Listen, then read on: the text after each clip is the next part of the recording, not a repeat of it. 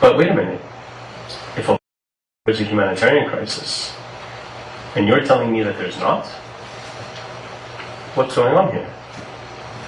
Of course, the truth is that there is a humanitarian crisis, and it's been well documented. And the fact that they could even think that this is up for debate shows just how absurd their position is getting. What we need to do is keep pushing and expose the absurdity even more. And why I know that we'll be successful at that is because what we have, let me just be clear, I don't think that any of the Israeli governments that we've had over the last 20, over the last 40, over the last 60 years have ever been interested in making peace with their Palestinian neighbors. But within that parameter, let's say, that within that limitation, there are versions, there are shades or levels of the spectrum between left and right, let's say.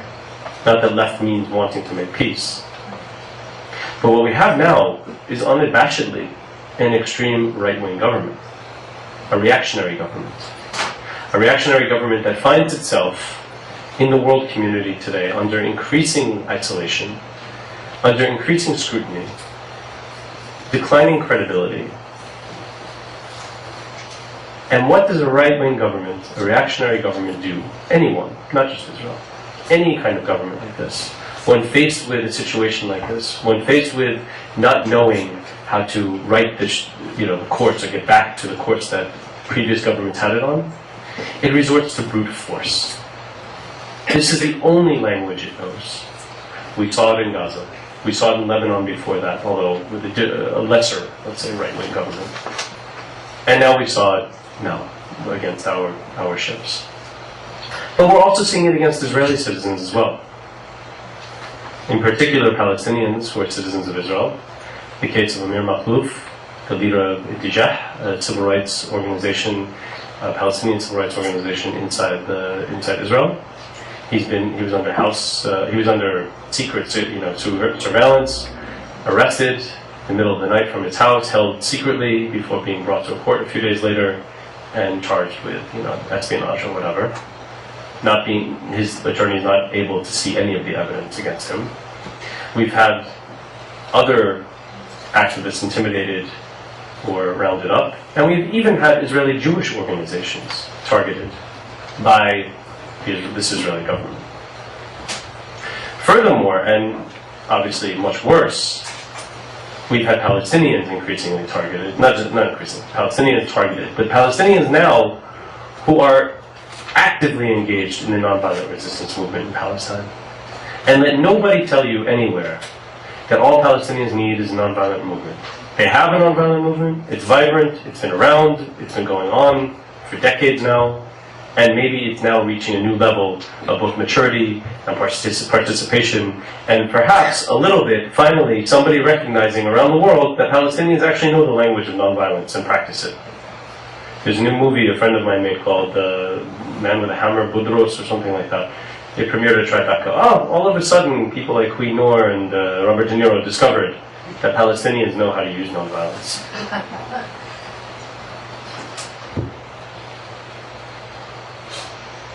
We will sell again to Gaza. We are also exploring other tactics, because we should understand the kind of action we're doing with the Free Gaza movement.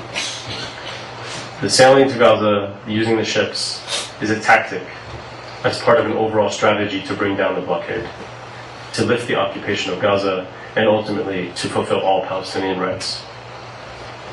As a tactic, we use it to achieve our goals, but we shouldn't be wedded to a tactic if there are other tactics that we might try that could also be as useful, if not better.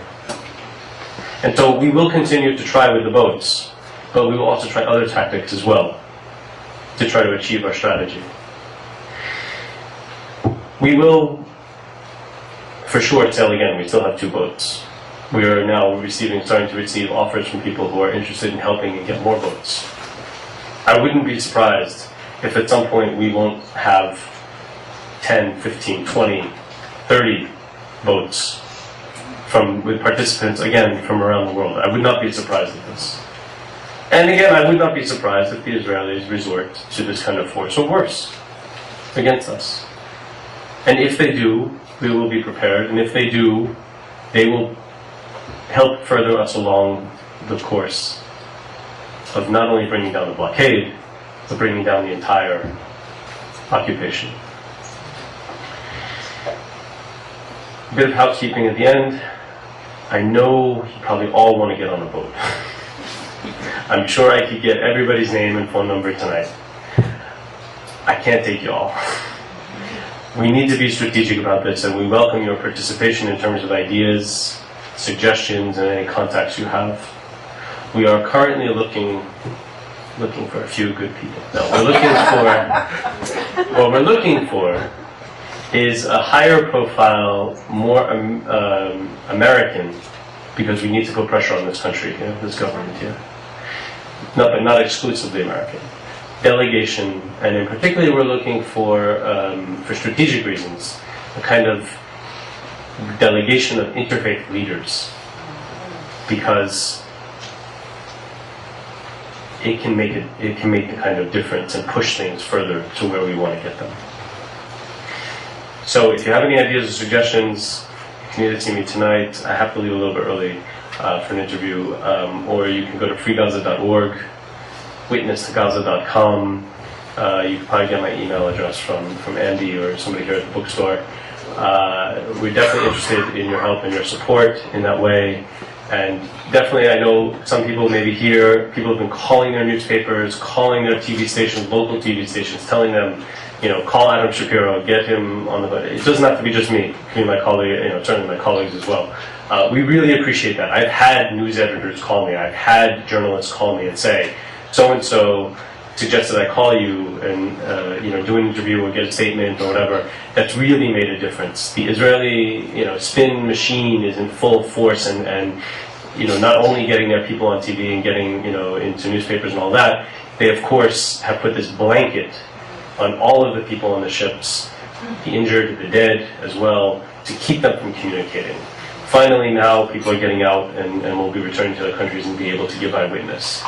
But it definitely is helping, putting the pressure on the media outlets. And not to, again, not to be too positive about it, but even the media, the mainstream media, the ones we hate, all right, maybe not Fox, but the others, even they, you could see it in the interviews. They don't believe the Israeli story. Jim Clancy from CNN, he did an interview with me 2 days ago, called me up again yesterday. He called me and he said, I'm having the Israeli ambassador on today. What do you want me to ask him? I was shocked. I was like, come on, this is like a hoax, right? But it was him. You could tell from his voice. To me, that's unprecedented, right? I mean, maybe it's not. Maybe other people have had this experience. I've never had that experience. And I told him, and he asked it. I think, again, as I said earlier, we paid a very high price. The people who were killed, the people who were injured, paid a very high price. It's not that, we can make that price worth it. There is that high price that was paid. But we can use this opportunity that's in front of us to change the world in a real way. And of course, the people who will benefit from that change the most are the Palestinians. We need to always remember that this is who we're working for. I appreciate you coming tonight. Thank you very much.